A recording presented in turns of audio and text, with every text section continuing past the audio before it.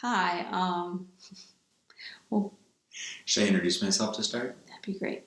My name is Thomas Hawkins. I'm Sarah Nash's husband.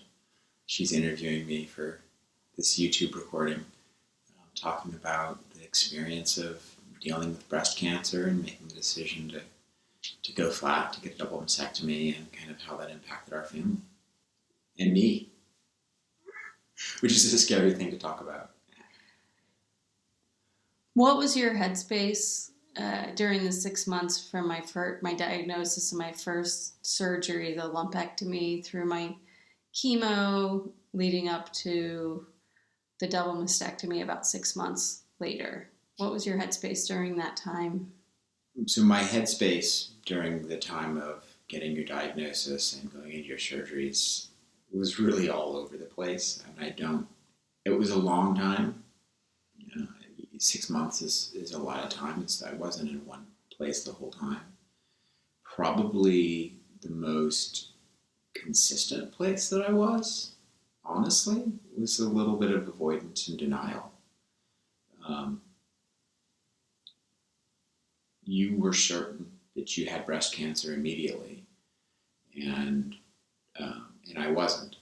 Right, and for two reasons. One is like, let's get a second opinion, um, but also two, that was a big thing to come to grips with, and you started that process of acclimating to the diagnosis immediately, and I couldn't. So I was always a few steps behind you, and that was hard. Um, our son was not yet 2 years old when you were diagnosed. He was a year and 9 months, maybe 10 months. And so that was a place that I hid, was in childcare and taking over a lot of responsibilities in the household. I like to be productive. I like to do things. When I'm faced with something that's hard, I want to do something. And so that was that was the most comfortable place that I could hide, was in really focusing on family and taking care of Rowan. But I don't know if I've directly I'm answering the question of what was my headspace, but those are all the things that were happening. How did you feel when the double mastectomy came on the table? How did you feel about the idea of me really kind of electing to get a double mastectomy as part of my treatment? Um, I thought I thought it was a more aggressive decision than we needed, and I never told you it was the wrong decision, but I didn't know that it was the right decision. I didn't know that it wasn't the right decision either. I mean, I wasn't upset with you for making it, but I was scared. I was scared of how it would impact me and impact us. I didn't know how you would look. Um, it wasn't easy. In retrospect, is it okay to answer that question now? In retrospect, it was absolutely the right thing to do. So clearly. Knowing how much more difficult the surgery could have been, knowing how much more difficult the recovery could have been, and frankly, knowing now a little bit more about the respective results between going flat and having reconstruction, we just so clearly made the exactly correct decision. Um, How did your kind of denial and ambivalence about whether I even needed the double mastectomy, how did that affect our ability to talk about that and talk about what the options were?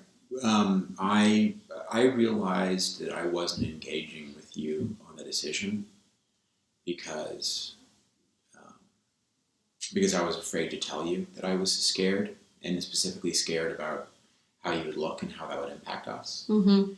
And and I got over that, and I told you, and you justified my fear because it was really bad for several days.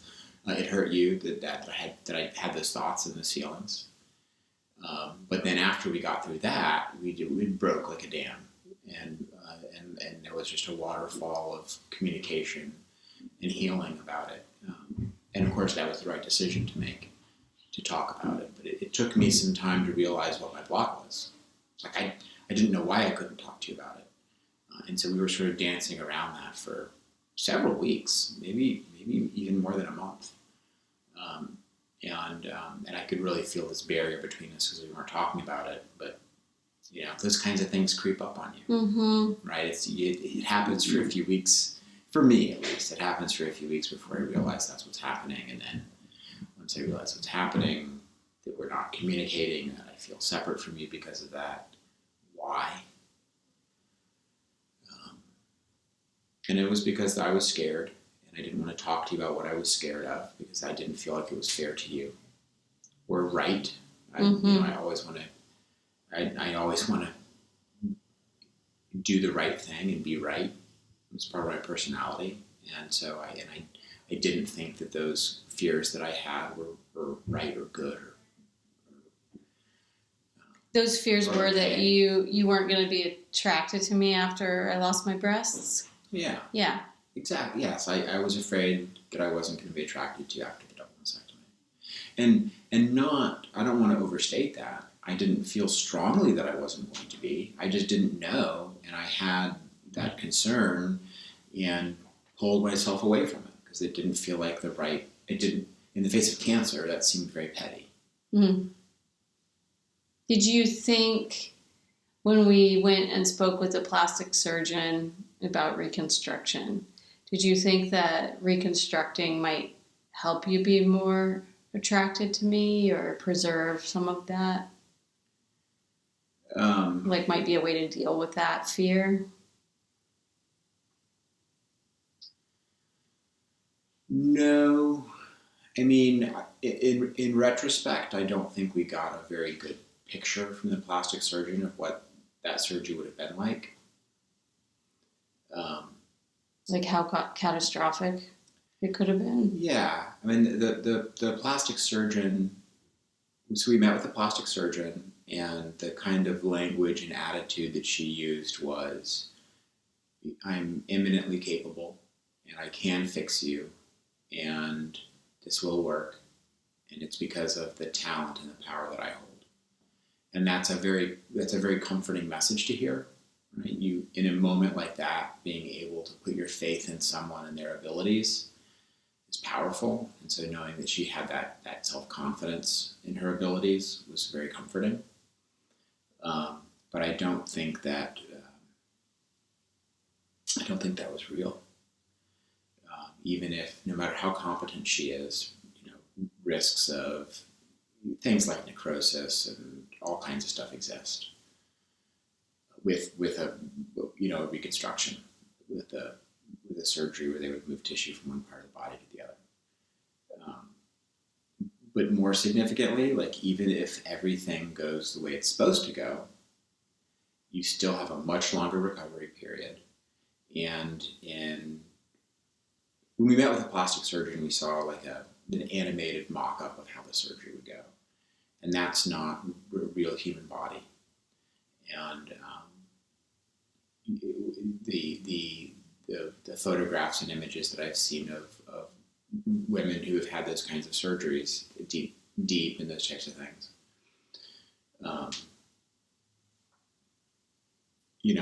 it's not. It doesn't look like a human body that hasn't been through that major surgery. It looks different. Whereas your body looks like a healthy human body, and you have scars. Your mastectomy gave you scars, and you don't have breasts, but you have a healthy, working, beautiful body. And I don't know. I'm absolutely not confident that I would feel that way if you had deep. What do you think you could have used or needed at the time as the spouse of a woman who was about to lose her breasts and not replace them with anything?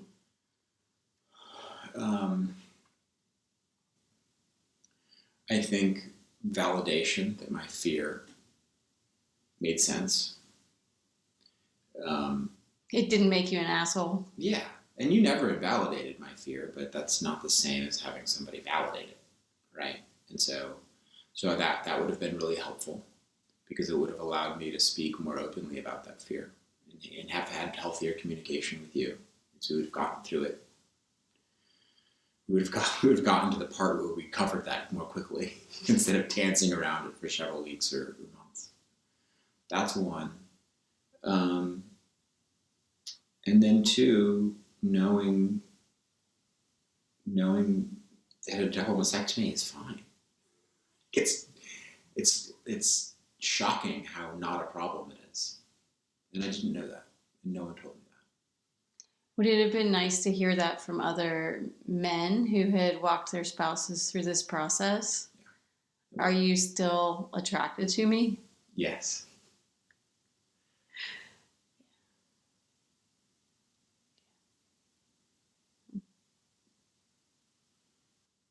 Do you think you would have believed men who said it was okay? It's just not, it seems like such a big deal, but it's on the other side, it's just not a big deal.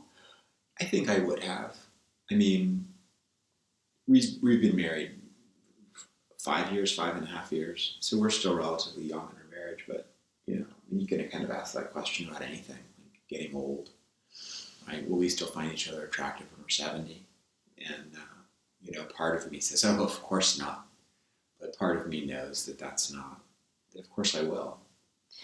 Well, and I wonder if the deeper question for a couple that goes through something like this is, will you still want me? Right? Because we do become less physically attractive, all of us, as we age, right? And as our bodies deteriorate, like, I think we're primed to see youth as beauty, and we're certainly conditioned by our culture to see, the 21-year-olds as being kind of the ideal version of attractive. And so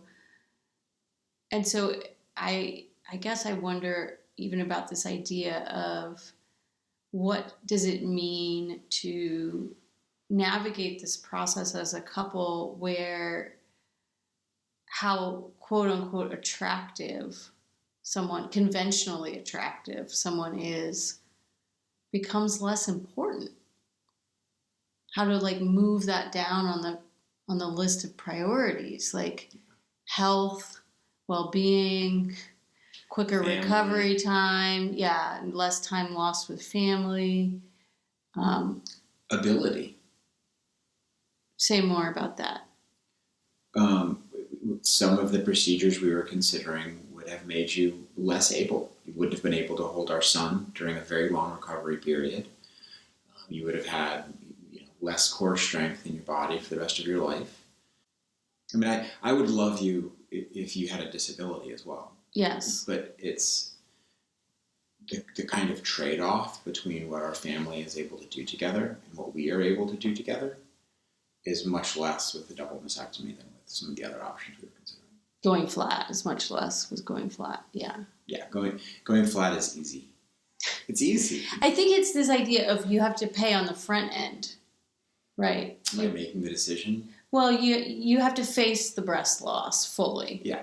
There's no substitute breasts that come in to kind of soften that blow. Yes, I think that's true, but also I think saying that kind of underscores this sort of silliness that implants and breast mounds are not breasts. And there are lots of reasons why someone might choose to go that option. A woman might choose to go that option that I think are understandable and admirable and the right choice for those people. So I don't want to pretend like my experience has to be everybody's experience. I know for us it was absolutely the right decision. I would make it again 1,000,000 times. And I don't think that the systems that were in place, communications from physicians or preparation that we received about the conversation helped us go in that direction. They did not. They discouraged us from going in the direction of choosing flat. And that probably made it harder for you to trust me that I was making the right choice when all the medical professionals around us were raising doubts about that choice and just routing us towards Reconstruction. Yes. Well, I always trusted you. I always trust you to make the right choice. It separated us, though, because it put us in a position where you were making a choice, and though I didn't doubt your judgment, I wasn't in lockstep with you, and I had to catch up with you, and that created separateness between us. Yeah, I was lonely during that time. I'm sorry. That's okay. You were lonely too. I was. Yeah. I was. You've never described it that way before. I love you. I love you too. What would you want other spouses, partners to know about the women in their lives who are choosing to go flat or to explant? I think those two decisions. One, it's okay to be scared. And two, there's nothing to be scared of. Right? That fear is absolutely understandable and okay. But I have every confidence that when you get through the other side, I mean, if there's love there, right? Right, if the basis of the relationship is love. Yeah. I'm thinking if the basis of the relationship is boobs, you've got a problem, right? Yeah, but then breast cancer. Breast cancer then becomes an insurmountable problem, and no form of reconstruction is going to get you back to it. If that is the basis of it.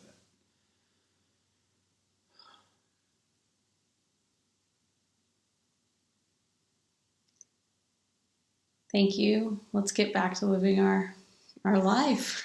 See if anything in here works.